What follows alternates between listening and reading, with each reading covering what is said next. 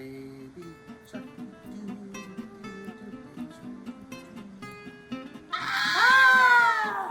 In case you're wondering.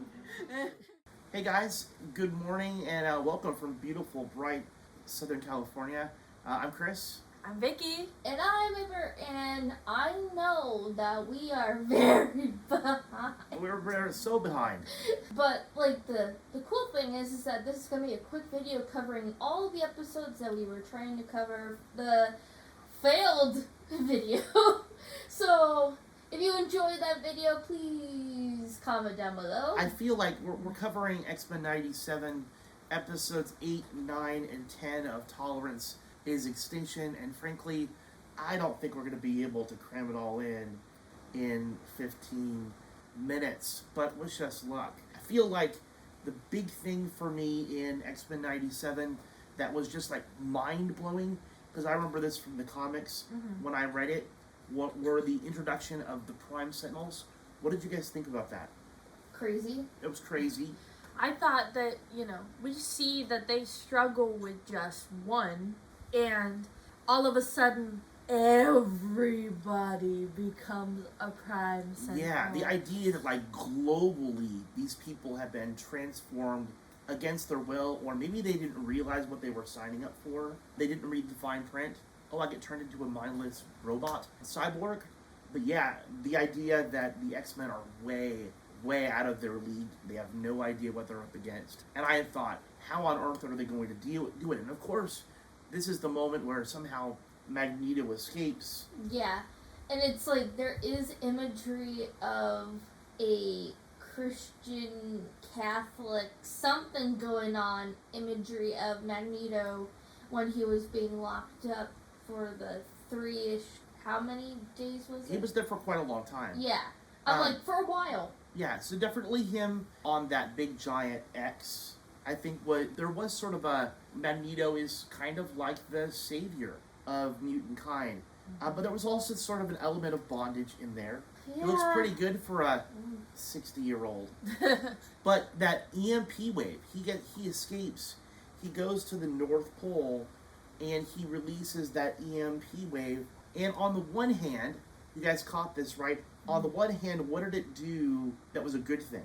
Killed the Sentinels, or It at didn't least really dismantled them. Yeah, it didn't really kill. It Kind of like disturbed the connectivity that they had with each other for a little while. But then that's when he brought in the big guys that in the finale that it kind of got brought back because of Bastion being like, "Hey, I'm a super dude. I gotta use the biggest ones I got." Yeah. I don't know. Yeah. Well, I think What was that little dance that you did?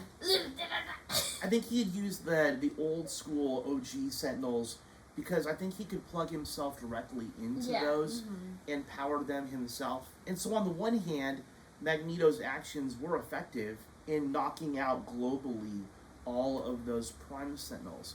On the other side of it, his EMP wave caused irreparable damage to the Earth, right? And so electricity all over the planet was knocked out.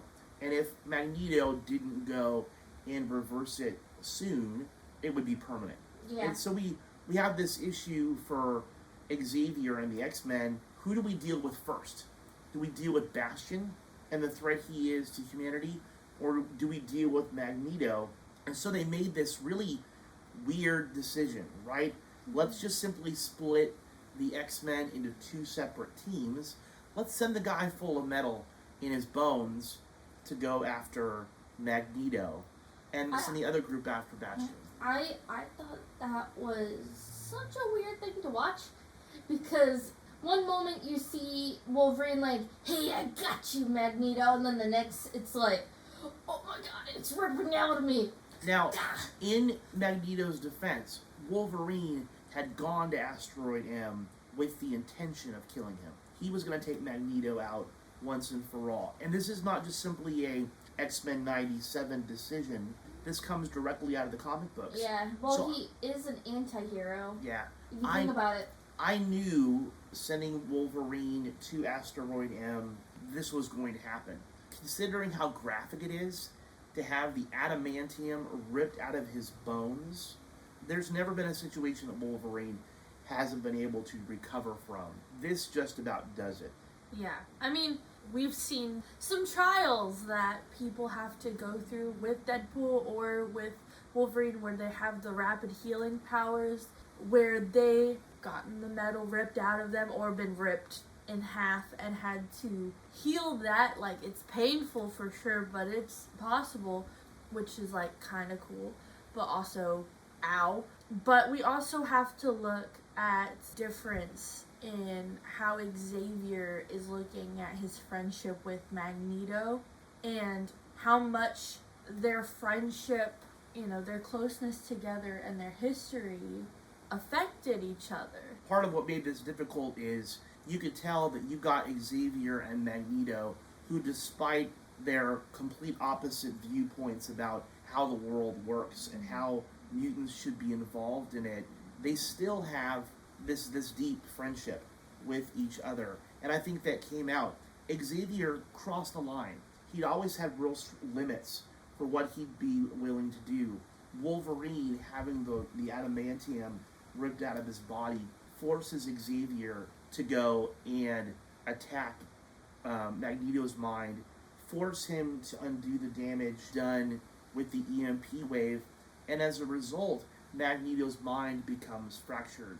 We see this really tender moment between Magneto and Xavier. I call it opposites attract. I think it was really cool. We had a little joke. A little joke. Yeah, tiny joke. Hardly noticeable. We kept being like, this is like the Titanic every time that, you know, Xavier and Magnus were together. I mean, Xavier was literally floating on a board, and there's Magnus, and we're like, you know, the shots were getting closer. Right. Closer. Well, and you guys were like, oh, they're gonna kiss. Yeah. and while nothing happens, there's clearly some subtext in there. I think even if Magnus and Xavier don't end up in a loving romantic relationship, I think we could say that they have a wonderful friendship of brotherhood. Can I make my argument, though, for this? Sure. Okay, both Magneto and Xavier are known to have fathered children, yes, but neither of them are in relationships with any of the women, right? Those relationships are gone. Yes. Right? However, the relationship between Magneto and Xavier has been long-lasting, even despite their different viewpoints about the world. Yes. If you view their confrontation with each other through the eyes of almost like a lover's quarrel, makes so much more sense. It right? does make a lot of sense. Can you imagine season 2? It's like, I always loved you.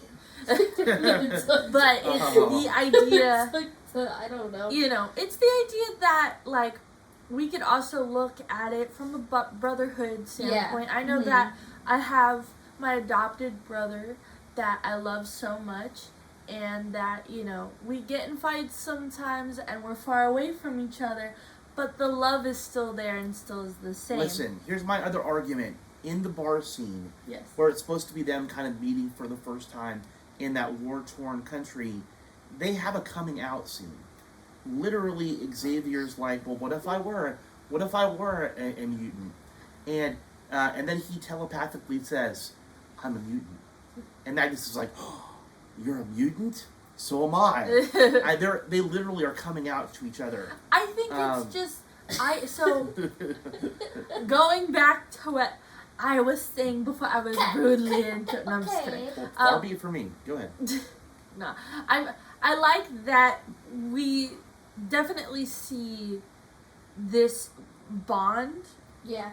And I think that Magnus's first connection with mutants was Xavier. I do like the analogy of it being a coming out scene, but I also have, with my psychology degree, when you say you have been exposed to somebody or a form of representation, when you don't feel alone anymore in the world, it really creates that bond. Right. I think that's what happened with Xavier and Magnus, is that they are in this, you know, war-torn country. They wanted to help. That's why they're there. they both have these ideas of wanting to be good people. They're, different sides of the same coin. They all just want for mutants to be treated better. Magnus, he was grown up in a place where they were told to hide or be killed. And Xavier... He's a Holocaust survivor. Yes, he's a Holocaust survivor. And then Xavier was, he built a place for mutants to be. And he found that acceptance a little bit, where there was a group and everything. Magnus was always alone. Magnus had a brotherhood of evil mutants, and then he had a bunch of acolytes on Asteroid M. He wasn't alone. But again, it was somebody, if you've ever heard of yes men, or when you surround yourself with the people with the same like-mindedness, right, as you, those people that he surrounded himself all started with the idea that they needed to take or build a place for mutants by force. Where Xavier built that idea, mutants can live in harmony with other people. I agree. Yeah. And so they're both talking about, going into each other's minds. And I think that Magnus having his brain break, but having the continuation of his friend Xavier, we see that he thinks about Rogue, his children, and we all see that, Magnus's brain starts with Xavier. This is his brain. Xavier didn't have to change anything. Everything's crashing down around him. Mm-hmm. And you have everything that Magnus has ever loved. His family, his friend, and he doesn't know himself. I think that's the biggest part for me was so powerful, is that Magnus is still trying to find what he wants to do with those mutant powers. How is he going to change the world? How is he doing this? And I think Xavier's in the same boat. They both don't know what to do because it's never been done yet. All they know is that they have to fight together. So, one of the important things you guys need to remember is that along with this Fatal Attraction storyline where Wolverine has the adamantium ripped out of his bones in the comics, and Xavier destroys Magneto's, is the introduction of another character, which I'm hoping they give us next season, which is the character of Onslaught. Onslaught is the fusion of the psyches of Magneto and Charles Xavier together. So they had children? No, it is a combined psychic entity that just wrecks everything. Mm-hmm. And again, I feel like that's where they're going with our storyline. We have to keep on moving. Yes. What do you guys think about Bastion? Bastion is the big bad. I felt really bad for him because he was kind of forced to do that because of the kind of the virus that Cable had. Exactly. But I think it's a different kind. It's he was born with the virus instead of Cable, who caught the virus or got the virus. But through the liquid stuff that Sinister. I'm trying to think of his name. Oh God. When you realize that Sinister has been orchestrating all of this for a while, and his involvement directly with Bastion and everything, developing the Sentinel program, it really kind of brings things full circle. I think that's why they took Nathan Cable, because they wanted it closer to the X-Men as well. And then he knew that Nathan in the future is involved because he was already there at one point, and they didn't realize it was him until... Well, and you realize that Bastion's creation was due to time travel also. Nimrod comes from the future, comes back into the past in order to create Bastion. We have that crazy scene where, Bastion just wrecks that team that go to fight him. Bastion rips off Cable's arm and then beats him with his own arm. I was ow! How jacked up is that, getting beaten with your own arm? We also see this transformation of Bastion from being someone that looks very human to being much more robotic, much more like a cyborg. I think when he was younger, like as a kid, he probably was mostly human, I think. But then he had like the mind of like a supercomputer, if you think about it. They describe, I mean, part of the reason why Charles Xavier had been alerted to Bastion as a child is because he presented himself as a technopath. A technopath, though, in the 70s wouldn't be that big of a deal. But a technopath in the 90s and the 2000s, that will be huge. So when you said that, like, Cable thinks that everything that he has tried to prevent keeps happening. Like, he keeps going back to the past to protect his parents. Yeah.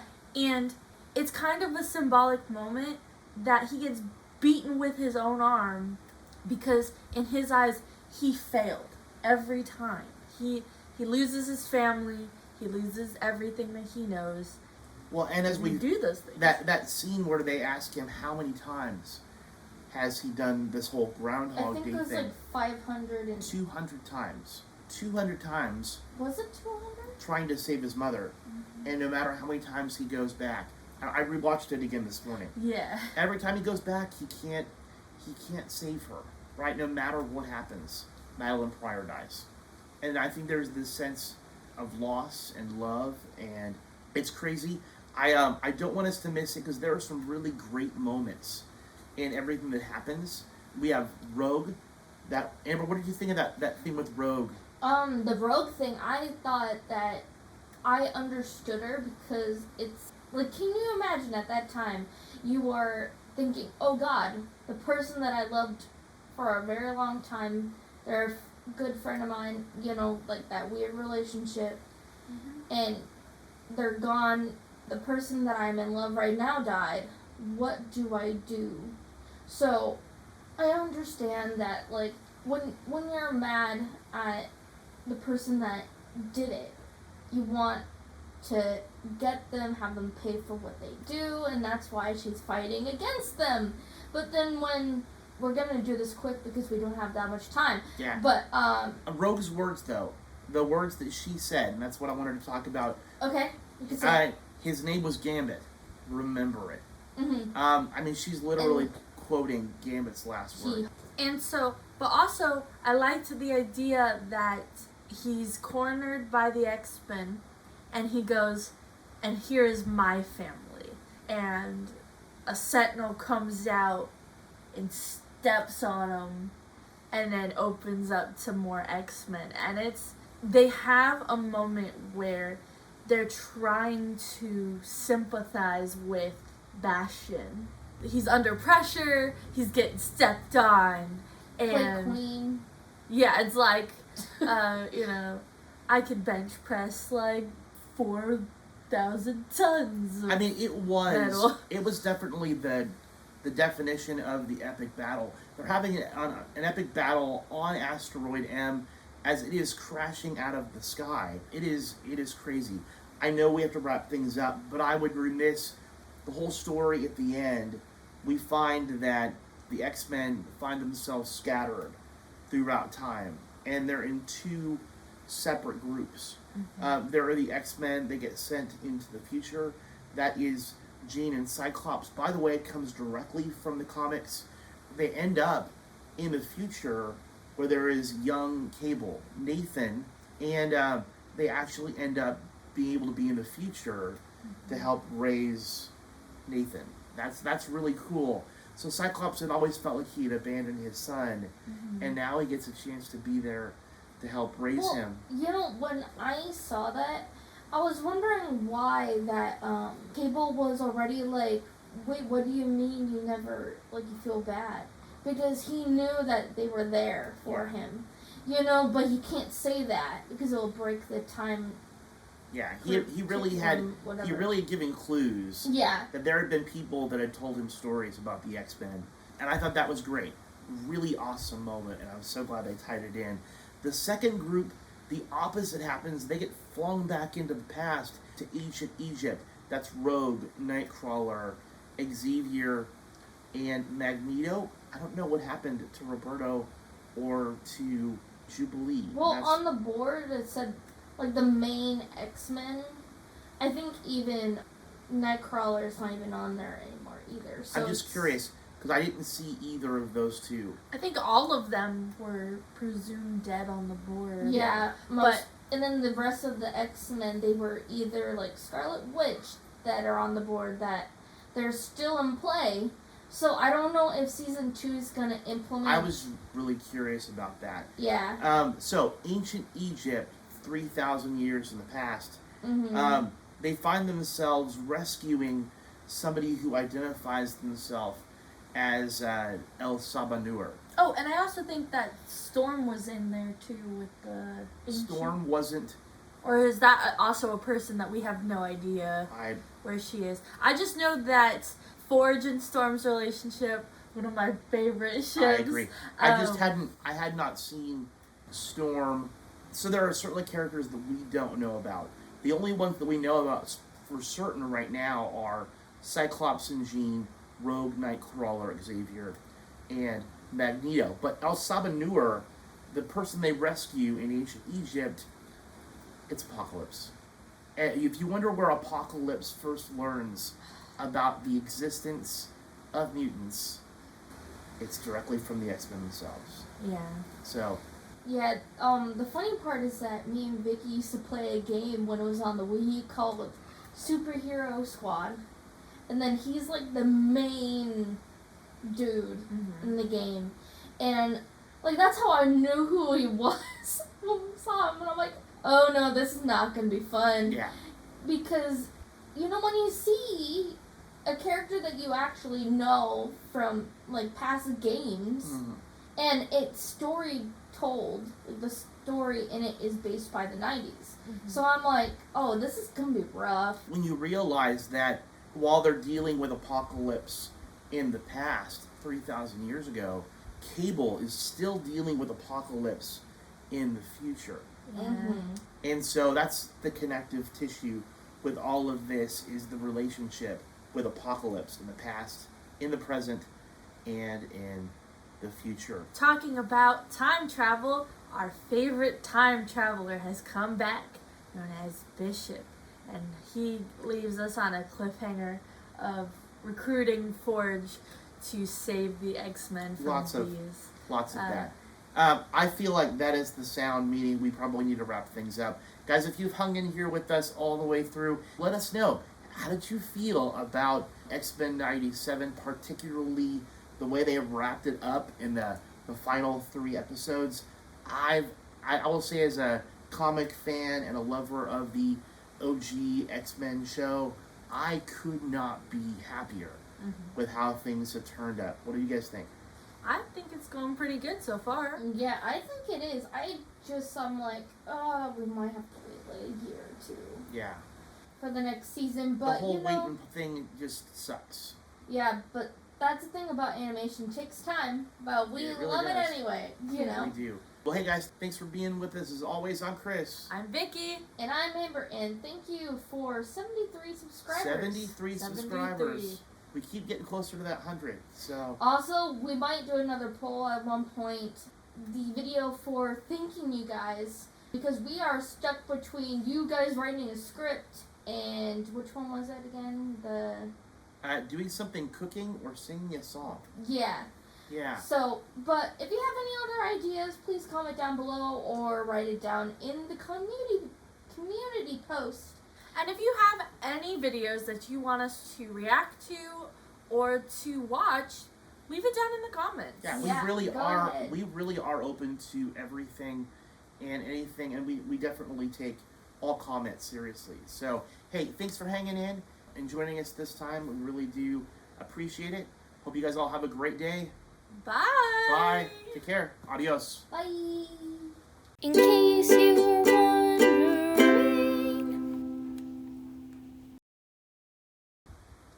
All right. We're good.